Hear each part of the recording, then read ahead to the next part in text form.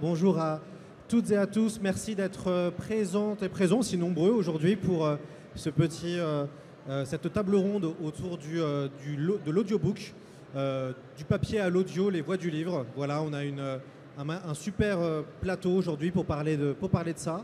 Je vais présenter nos invités. On va commencer avec celui qui vient de plus loin. Il s'agit de Travis Baldree. Travis Baldree, il est auteur de Légende délatée. Il est aussi la voix de nombreux livres audio aux États-Unis. Voilà, ça ressemble à ça. C'est chez Inis Éditions. Je vous le recommande. Et donc, notre ami Travis est venu aujourd'hui avec un retard de 19 heures de vol. Donc, il est à fond pour vous aujourd'hui. Voilà, merci Travis d'être avec nous pour parler d'audiobook. À ses côtés, il y a un peu plus loin Adeline Chetaille. On vous connaît bien, Adeline. Vous êtes comédienne de doublage, très prolifique. Vous incarnez cette nouvelle génération de doubleurs et de doubleuses reconnus. Vous êtes la voix française, entre autres, d'Ellie dans le jeu vidéo The Last of Us, la voix de la princesse Zelda. Vous avez évidemment fait du cinéma. Vous avez doublé l'actrice Vanessa Hudgens, entre autres également. Et puis vous avez aussi été la voix de Kiki la petite sorcière ou d'Arietti des studios Ghibli. Et comme avant les films, il y avait des romans, vous vous êtes aussi lancé dans l'audio-livre avec cette adaptation chez Inis Éditions. Vous avez le livre même, je crois, qu'on vous a donné. Ouais, super. J'ai une édition ultra rare, voilà, qui n'est plus en vente. Merci. Mais sinon, le livre est en vente et le livre audio est sorti très récemment. Et donc, voilà, c'est possible de l'acheter, de l'écouter et de retrouver tous les personnages de Kiki interprétés par moi toute seule. Magnifique, merci Adeline. Et enfin, j'ai le plaisir de recevoir Émilie Mathieu, qui est directrice associée chez Idantès, qui accompagne des éditeurs à la transformation numérique vers l'EPUB du livre audio. En gros, c'est madame qui va nous expliquer comment on fait pour créer des livres audio. Merci d'être avec nous aujourd'hui. Alors, on va commencer avec un petit sondage pour savoir qui consomme du livre audio ici. Qui écoute du livre audio? Ça, c'est pas mal. Donc, on doit quand même convaincre d'autres personnes de vous lancer dans l'aventure du livre audio. Justement, je vais commencer avec vous, Émilie, pour un peu nous présenter le paysage du livre audio en France. En gros, c'est quoi les acteurs et surtout, c'est qui les auditeurs? Bonjour à tous. Alors, le livre audio, c'est un marché qui est quand même encore un petit peu balbutiant en France, même si aux États-Unis, en Allemagne, dans les pays qui ont une culture de l'oralité, et des transports en commun très très longs, l'audio est très très développé. Alors on va retrouver un petit peu les mêmes acteurs que pour la chaîne du livre papier ou la chaîne du livre numérique. On va avoir des libraires qui vont vendre à des consommateurs finaux. On va avoir des distributeurs. Alors le distributeur, ça va être les camions. C'est ceux qui vont envoyer les fichiers numériques aux plateformes et qui vont récupérer les ventes. Donc je dis les camions pour faire un parallèle avec le papier, mais c'est un petit peu l'idée. En gros, c'est les serveurs informatiques. On a le diffuseur, donc ça c'est mon rôle. Le diffuseur, il est là pour accompagner les éditeurs à vendre du mieux possible ces livres auprès des libraires. Donc on est un petit peu des commerciaux et on est sur le numérique, un petit peu plus que des commerciaux, on est aussi des accompagnateurs à la production dans l'e-book et dans l'audiobook, puisque c'est des choses que les éditeurs papier ne maîtrisent pas forcément. Et donc, on a développé ces services chez Idantès, donc à Paris. Donc, on a créé notre propre studio en 2015 pour aider les éditeurs à produire leurs livres audio. Et donc, on s'occupe de toute la chaîne de production jusqu'à la livraison aux libraires. Et donc, pour la deuxième partie de la question qui était « Qui sont les auditeurs de livres audio aujourd'hui ?» Alors, on a quelques données chiffrées aujourd'hui qui nous montrent qu'en France, ce sont plutôt les femmes qui sont de grandes lectrices d'audiolivres, qui sont des femmes plutôt urbaines et plutôt nomades, donc qui vont lire plutôt dans les transports en commun, sur leur smartphone. On lit du livre audio sur son smartphone. De plus en plus aussi à la maison, donc en faisant peut-être la cuisine ou d'autres choses.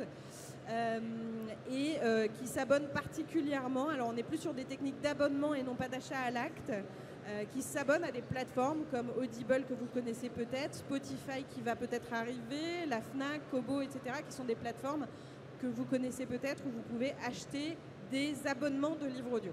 Donc c'est un petit peu la différence entre le papier et le numérique, c'est qu'on va avoir une consommation de location, d'abonnement et non pas d'achat d'un joli livre avec de jolis effets de fabrication.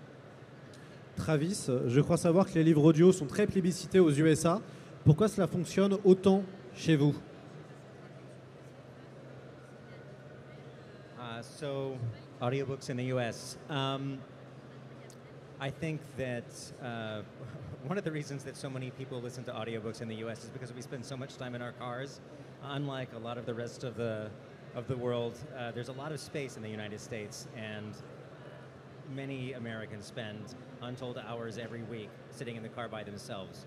I think it really contributes to the fact that people want to listen to audiobooks. It's something you can do while you're doing something else, similar to the work that you do at home. If you spend 2 hours in a day in a car, it's a great time to listen to an audiobook. I think also there are other things that probably contribute to it. I think there's a lot of actors in America, and a lot of them kind of transitioned to audiobook work. And I think so that there's been kind of a ready pool of people ready to do this sort of work. Belen va traduire. Oui. Alors, aux États-Unis, les gens passent beaucoup de temps dans leur voiture, donc ils ont effectivement beaucoup de temps à passer pour pouvoir écouter des audiobooks, ce qui les aide donc à passer le temps. Les États-Unis étant un pays très très étendu, ça a beaucoup de succès de cette manière-là, avec cette manière de consommer l'audiobook. Il y a aussi le fait, donc effectivement, comme en France, de consommer les audiobooks en faisant quelque chose d'autre en même temps.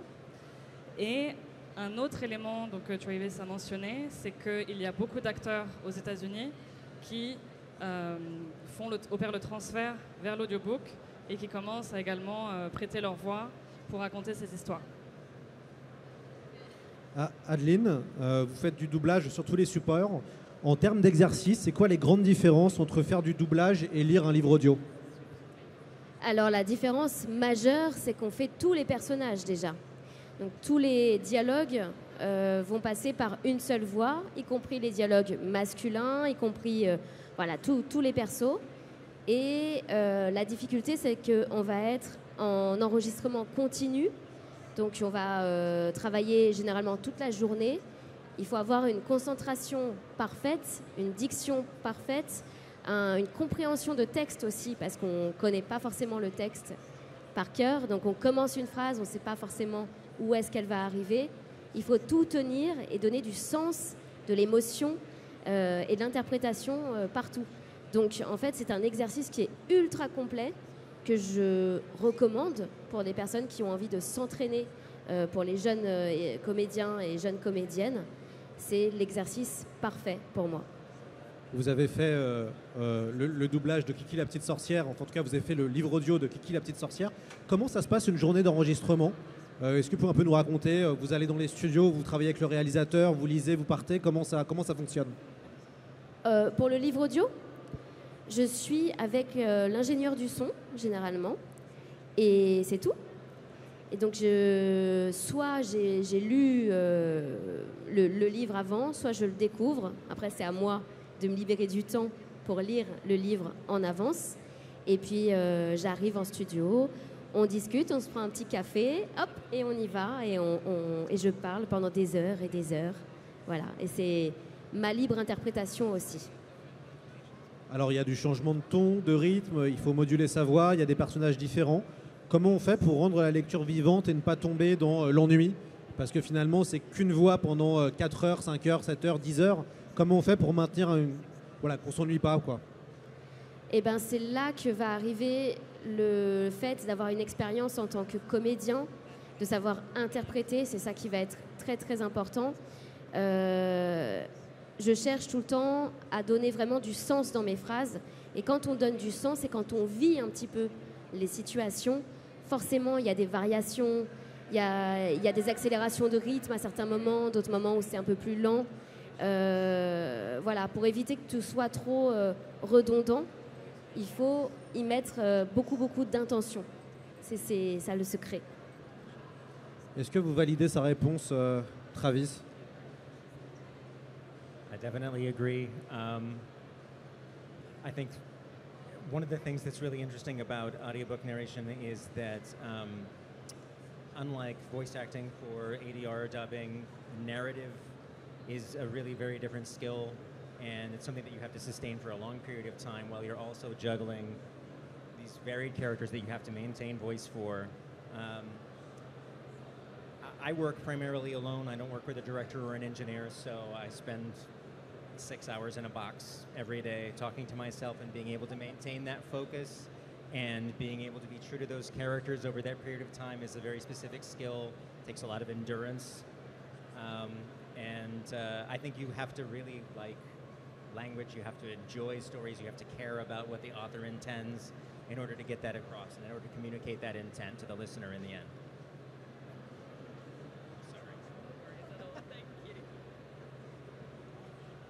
Alors, donc, Travis est donc totalement d'accord. Il trouve que c'est très intéressant, effectivement, parce que, contrairement au doublage de films, par exemple, on a affaire à une compétence qui est effectivement très différente. Il a notamment souligné donc, le fait qu'il faut, effectivement, comme Adeline Chetaille mentionnait, parler très longtemps et réussir à maintenir donc, de l'énergie et à faire vivre des personnages très différents, malgré le fait d'avoir toujours la même voix. Donc, il expliquait que donc il passe effectivement donc 6 heures dans une boîte tous les jours à se parler donc à lui-même pour faire vivre donc tous ces personnages et que ça demande donc énormément d'endurance. Donc il mentionnait également que donc quelque chose qui était très important, c'était de vraiment avoir un amour pour le langage de manière générale, pour les personnages, pour donner vie à ces personnages et vraiment mettre une intention très forte dans ce qui se passe et donc dans toute l'histoire qui est racontée. Je profite pour toujours avoir Travis pour lui poser la question et je vais poser après la question à vous deux aussi, mesdames. C'est quoi pour vous, Travis, un bon livre audio?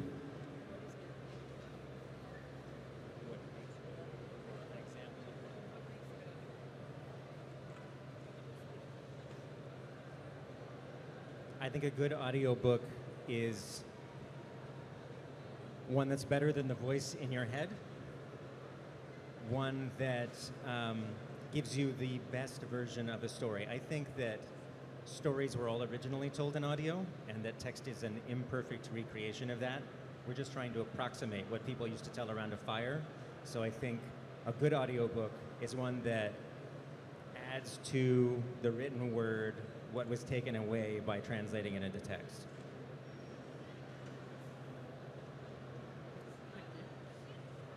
Donc, selon Travis, donc un bon audiobook, c'est vraiment un livre qui va permettre de rendre la meilleure version possible de l'histoire. Et il a également fait référence donc, au fait que les livres audio, et d'ailleurs les histoires de manière générale, à l'origine étaient racontées de manière orale, et que donc la possibilité donc, de faire ces audiobooks et la responsabilité aussi de la personne qui les raconte, c'est de rajouter toute cette dimension, justement toute cette énergie, tout ce ton, comme pour les histoires qu'on racontait donc, avant autour du feu. Ça permet, excusez-moi, de rajouter donc voilà du rythme et encore plus d'intention. Émilie, pour vous, c'est quoi alors? Alors déjà, il faudrait étendre un peu le paysage des livres audio à autre chose que de la fiction, puisque en livre audio, on va trouver évidemment beaucoup de fiction, mais on va trouver aussi beaucoup de non-fiction, on va trouver de la jeunesse, on va trouver du scolaire, on va trouver pas mal de choses qui peuvent être aussi utiles. Donc évidemment, un bon audiobook de fiction, je rejoins complètement Travis, ça va être une bonne histoire, toujours, avant tout, et un bon comédien qui va croire en cette histoire et qui va nous transmettre ses émotions. Mais si on parle d'un bon audiobook, j'ai envie de dire, nous on a une petite phrase chez Idantez qui dit toujours « le bon livre pour le bon lecteur via le bon canal ». Donc c'est-à-dire que si vous recherchez à faire des méditations, si vous recherchez à apprendre le droit et que vous trouvez un audiobook sur une plateforme qui vous convient, ben c'est un bon audiobook. Donc pour moi, c'est toucher le bon lecteur avant toute chose. Adeline? Pour moi, un bon audiobook, ce serait un audiobook où on ne s'endort pas. Moi, je m'endors. Je ne sais pas comment vous faites. Ça me berce. Et en même temps, je pense qu'il faut que cet audio vous emmène, alors soit dans le sujet, parce qu'effectivement, il n'y a pas que de la fiction, mais que vous restiez accroché, que votre attention, votre concentration reste avec la personne qui a créé, voilà, soit au niveau de l'écriture, soit au niveau de la manière dont ça a été dit, raconté. C'est pour ça que moi, personnellement, donc je fais plutôt de la fiction, mais dans mon imaginaire, tout est là. Et donc j'essaye d'emmener les gens dans cet imaginaire et de leur faire vivre à travers ma voix les situations, leur montrer les paysages, leur montrer voilà, les personnes. Et je pense qu'en tout cas c'est ce que je vise en tant que comédienne. Je me dis si j'arrive à transporter les gens, c'est que j'ai réussi moi mon travail, donc mon audiobook. Vous avez retrouvé Kiki la petite sorcière pour les éditions Ennis, puisque c'est vous la lectrice de Kiki la petite sorcière. Alors ça faisait quel effet de retrouver ce personnage avec qui quand même vous avez un lien spécial, je pense? 20 ans plus tard, ouais. J'ai eu la chance de beaucoup travailler avec les studios Ghibli. Kiki, c'était mon premier rôle principal dans les studios Ghibli. Ensuite, j'ai eu Nausicaa, Arrietty et Anna dans Souvenir de Marnie. Donc c'est pour moi le début d'une belle aventure. On m'en parle toujours aujourd'hui de Kiki. C'est un personnage qui est fort, qui est marquant. La jeune génération aujourd'hui découvre encore le film et l'adore. Et moi, j'ai eu beaucoup d'émotions de la retrouver, en fait, et de retrouver aussi tous les autres personnages. C'est Christophe Lemoine, dans le film, qui fait la voix de Gigi.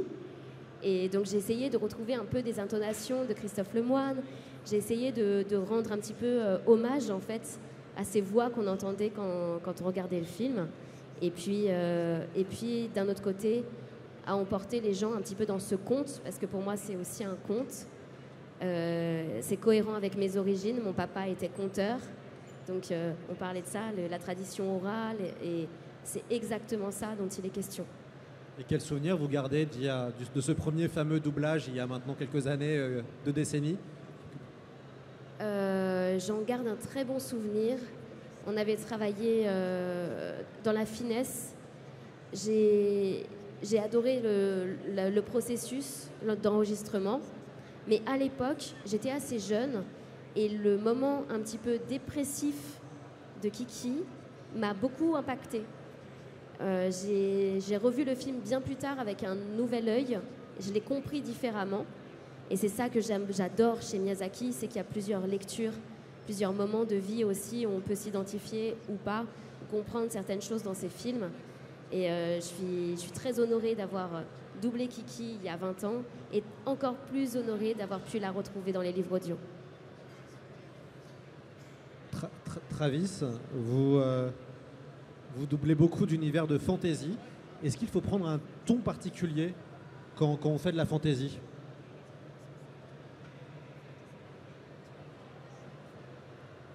I think that when narrating fantasy, it really gets down to the style of the book. When I narrate a book, I often think of the words as kind of describing the soundtrack of the book, the kind of music that would be played. And I think that really, for me, helps me put me in the mindset of the author. I think genre-wise, you can have a vast variety of tones, something that might be very modern and amusing, or something that might be very classical, and you just need to respond to the words as they're written. And that's part of the skill, is determining what tone you should be using to evoke that book in the best way for the listener. Alors, en ce qui concerne donc, l'arrêt de la fantasy, ça dépend énormément du style du livre en lui-même. Donc, Travis racontait que généralement, pour s'inspirer, il essaie d'écouter une playlist des musiques qui correspondraient bien à l'histoire, pour que ça l'aide à s'immerger vraiment dans le bon ton et dans la bonne atmosphère pour le raconter. Mais qu'en ce qui concerne justement le genre de la fantasy, il est possible d'avoir des tons extrêmement variés. On peut avoir du moderne, on peut avoir du classique, et qu'il s'agit plutôt donc de bien répondre aux mots spécifiques employés dans l'histoire, et que ça fait donc partie de cette compétence en tant que créateur d'audiobook. Travis, vous avez publié, donc vous avez écrit Légende délatée, qu'on peut voir ici, et vous avez lu votre propre livre. Est-ce que c'était pas trop difficile d'ailleurs de lire son propre ouvrage?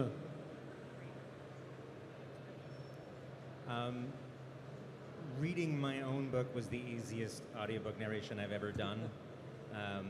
I think for me as a narrator, I find that a book is easier to read if you get on the same wavelength as the author, if you anticipate the same words. And it's hard to get more on the same wavelength than with yourself.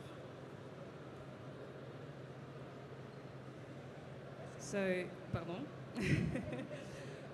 Donc, selon lui, c'était effectivement le livre qui était le plus facile à transformer en audiobook, parce que selon lui, Un livre est d'autant plus facile à lire qu'on arrive à peu près à être sur la même longueur d'onde que l'auteur original, et donc quoi de plus simple que de se mettre sur la même longueur d'onde qu'avec soi-même. Et je n'arrive pas à mes notes. Donc, wavelength, oui, la même longueur d'onde, exactement.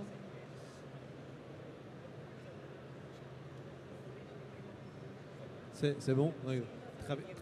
Travis lui dit des choses à côté. Oui, pour effectivement se mettre donc sur la même longueur d'onde avec soi-même, mais également l'importance de se mettre vraiment dans le même mindset que l'auteur originel. Donc voilà, dans le cas où c'était son propre livre, c'était d'autant plus facile de cette manière-là, sur ces aspects-là. Émilie, petite question. Du côté plutôt édition et plutôt créateur de ces audiolivres, est-ce que pour vous c'est un enjeu de prendre des gens comme Adeline ou comme Travis, pour plutôt la version américaine, pour faire venir des nouveaux auditeurs?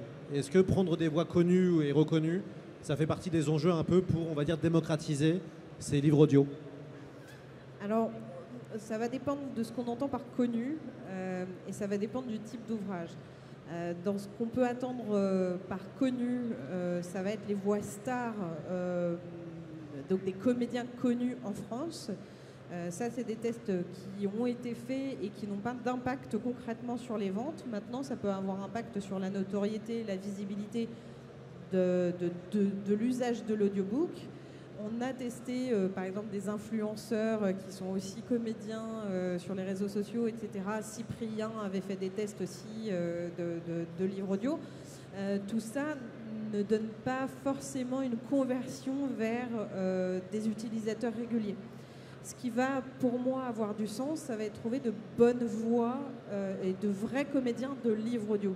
Donc avec Travis et Adeline, j'ai presque envie de dire qu'on a des anomalies de comédiens de personnes qui ne viennent, alors pour Travis si, mais pour Adeline qui ne viennent pas forcément du livre audio et qui ont fait cette transition de travail, on va le dire, d'adaptation de ta voix à des longues heures en cabine, comme on le disait.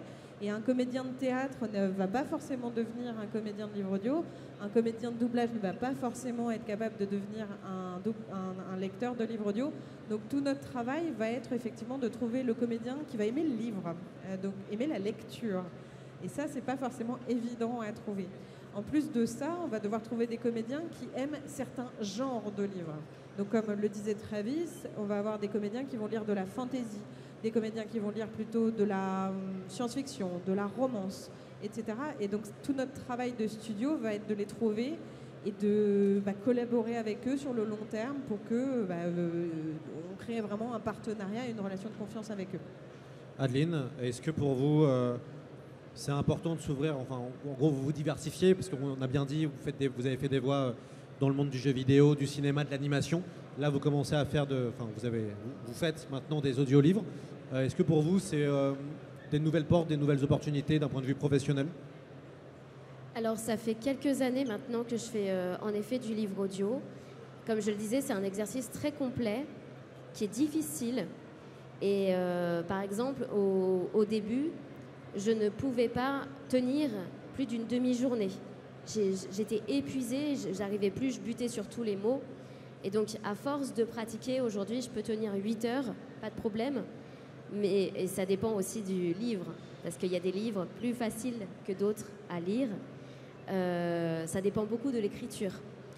Mais je pourrais pas dire qu'il m'a apporté des opportunités professionnelles ou des choses comme ça. Mais par contre, ça m'a perfectionné dans mon art, vraiment. Je parle vraiment de plus-value parce que quand on arrive à faire de la compréhension de texte sur aussi longtemps, ça upgrade un petit peu tous les talents qu'on peut avoir en tant que comédien. C'est très intéressant. Et c'est pour ça que ça m'intéresse beaucoup. Et puis, encore une fois, j'adore faire tous les personnages. C'est des personnages que je ne pourrais pas jouer. Il y a des tas de personnages qu'on ne me distribuerait pas. C'est pas le ton de ma voix, ça va pas. Et là, j'ai l'occasion, en fait, de jouer tous ces personnages. J'ai adoré, j'ai fait un thriller, par exemple, et j'avais un personnage qui était membre du FBI, et j'ai dû Tu vois, j'étais un enquêteur qui disait attention, FBI, j'arrive et tout. Waouh, jamais en doublage je pourrais faire ça. Donc ça vraiment, ça m'éclate. Si on vous autorisait à choisir allez, un livre à lire en tant que lectrice de livres audio, ce serait quoi comme livre? Alors en ce moment, je suis dans une période. Moi, j'aime beaucoup les énormes bouquins à lire en tant que lectrice. Je suis très The Witcher. Donc, en vrai, si on me proposait de lire The Witcher, je pense que ça a déjà été fait. J'adorerais lire The Witcher, ouais. Travis, vous, si vous aviez le choix sur un livre, un classique, ce serait quoi?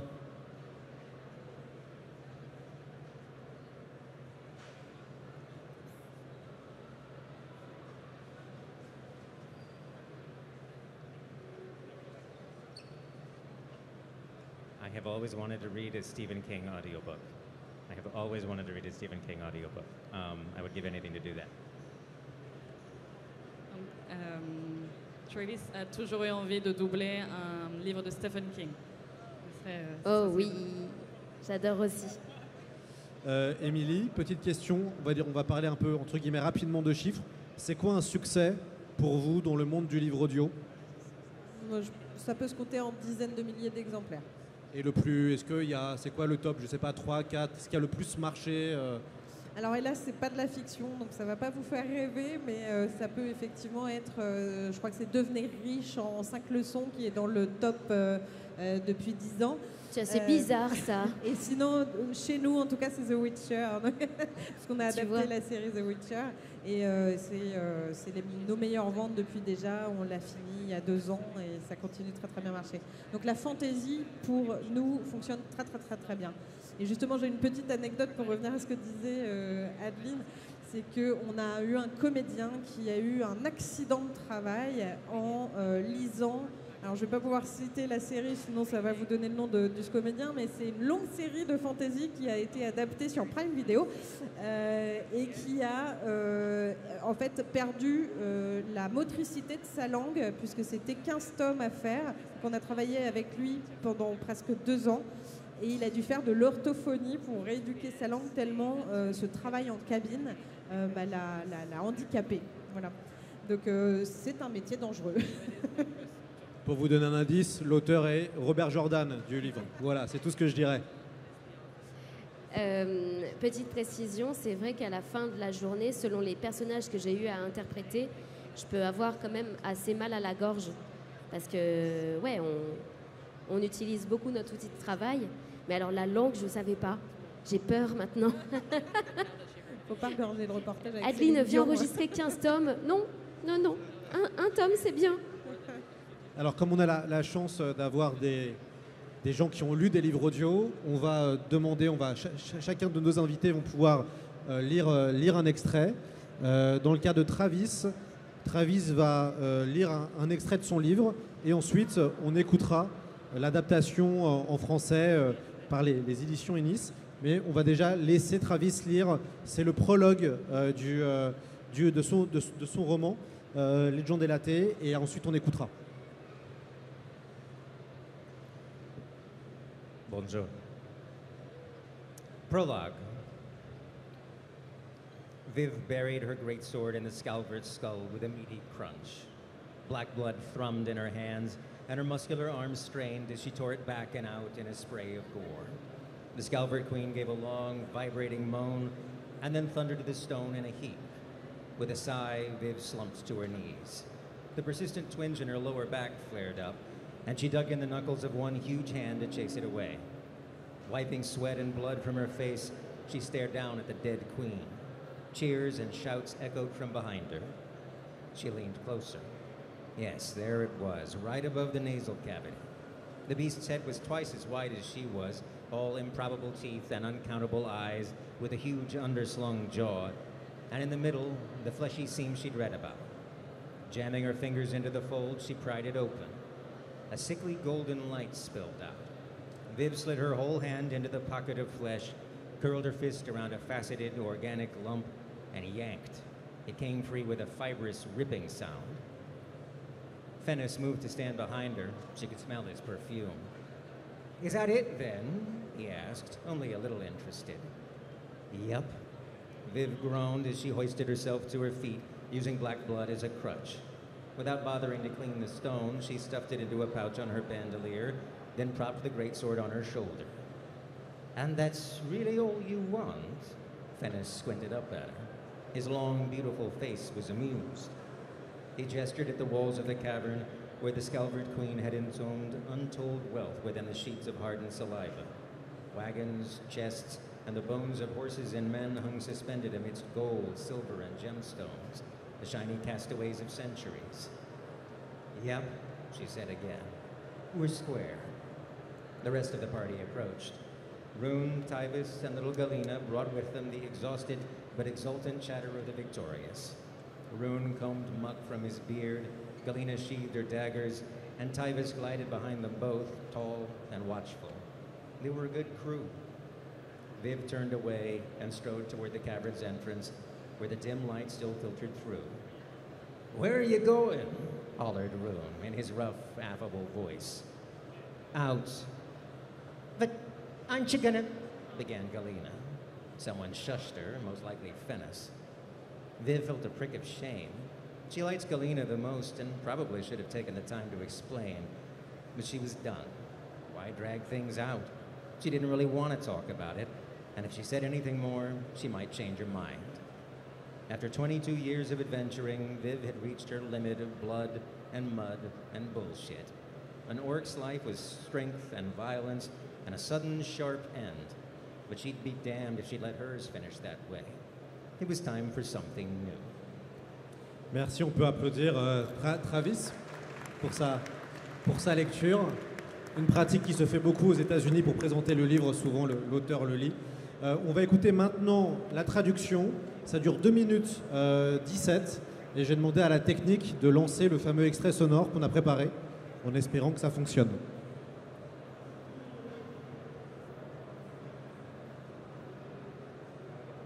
Inis présente Légende et Laté de Travis Baldree, traduit de l'anglais par Stéphanie Chaptal, lu par Julien Alouf. Pour quiconque se demande où mène l'autre chemin. Prologue. Vive enfonça sa grande épée dans le crâne de l'écaillée verte avec un bruit de viande écrasée. Ses bras musclés se tendirent tandis qu'elle l'arrachait du corps de la bête dans un jaillissement de sang, noir saigné vibrant entre ses mains. La reine écaille verte gémit longtemps avant de s'effondrer sur la roche. Soupirant, Vive tomba à genoux. Le cisaillement persistant dans le bas de son dos se fit plus pressant.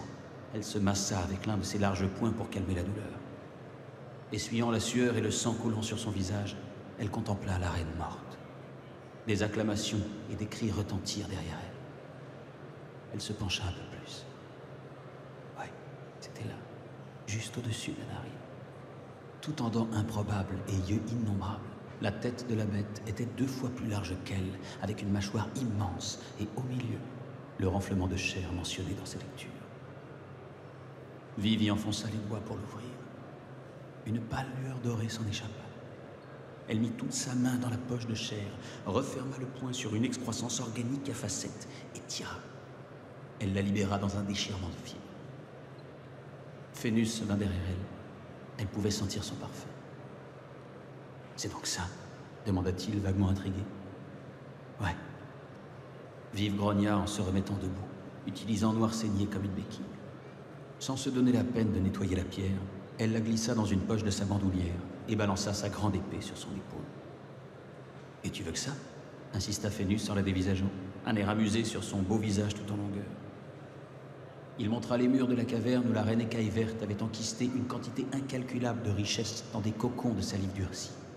Des chariots, des coffres, et les os d'hommes et de chevaux étaient suspendus au milieu de l'or, de l'argent et des gemmes, les restes brillants de siècles d'accumulation. Tout juste, nous sommes quittes. Voilà, c'était un extrait de Légende et Laté qui est disponible évidemment ici à Japan Expo, écrit par Travis Baldree, ici présent. Et donc on va terminer, on va finir en beauté avec Adeline Chetaille qui va nous lire aussi un extrait de Kiki la petite sorcière. Je pense que ça va rappeler des souvenirs à quelques personnes. Adeline, t'es prête pour nous lire peut-être le début? J'ai la pression. Vous me pardonnez si je me trompe, hein. Allez, c'est parti. Il était une fois un petit bourg niché entre une forêt profonde et des prairies en pente douce. Au centre de ce bourg, légèrement incliné vers le sud, et où s'alignaient de petits toits couleur pain grillé, il y avait une gare. La mairie, le commissariat de police, la caserne de pompiers et l'école s'agglutinaient un peu plus loin. De prime abord, cette bourgade semblait être tout ce qu'il y avait de plus ordinaire. Mais si vous l'observiez plus attentivement, vous vous rendriez compte que ce n'était pas tout à fait le cas. Tout d'abord, des clochettes argentées étaient suspendues à la cime des grands arbres. Il arrivait parfois que celles-ci se missent à teinter, même lorsque le vent ne soufflait pas. Les habitants se regardaient alors les uns les autres en souriant. « Tiens, tiens, la petite Kiki a encore trébuché !» Cette Kiki, sujet de toutes les conversations, n'était pas, elle non plus, très banale. Bien que courte sur pattes, elle arrivait à faire sonner les clochettes accrochées aux plus grands arbres. Et si nous allions observer d'un peu plus près la maison où vivait Kiki, tout à l'est de la bourgade? Une pancarte en bois, clouée sur l'un des piliers de la porte qui donnait sur la rue, annonçait « Distribution de remèdes contre les éternuements ». La porte, toute verte, était ouverte. Une fois franchie, on entrait dans un vaste jardin avec, au fond à gauche, une maison de plain-pied. On trouvait dans ce lieu de singulières plantes, aux larges feuilles ou aux pointes effilées, joliment disposées. Une appétissante odeur de grillé flottait dans les airs. Ce parfum persistait jusqu'à l'intérieur de la maison et devenait de plus en plus fort à mesure que l'on approchait d'une grosse marmite en cuivre posée dans la cuisine, d'où l'on pouvait apercevoir le mur principal du salon. Mais à la place des tableaux ou photos que l'on s'attendait à voir, se trouvaient 2 balais faits de branches, un grand et un petit. Un peu curieux, n'est-ce pas? Merci, on peut applaudir évidemment Adeline Chetaille pour sa lecture.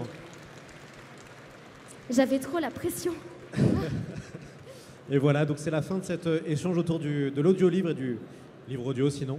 J'espère que ça vous a plu et puis n'hésitez pas à découvrir soit donc Kiki la petite sorcière qui existe en roman papier et aussi en audio-livre lu par Adeline Chetaille. Et il y a donc Legend et Latte écrit par Travis Baldry qui est sur place pendant la Japan Expo et qui sera là aussi demain pour raconter en masterclass comment il a écrit ce roman. Donc n'hésitez pas à nous retrouver demain à la même heure pour une rencontre avec Travis. Encore merci d'avoir été aussi nombreuses et nombreux pour nous écouter. Bonne Japan Expo à vous. Merci à vous. Merci.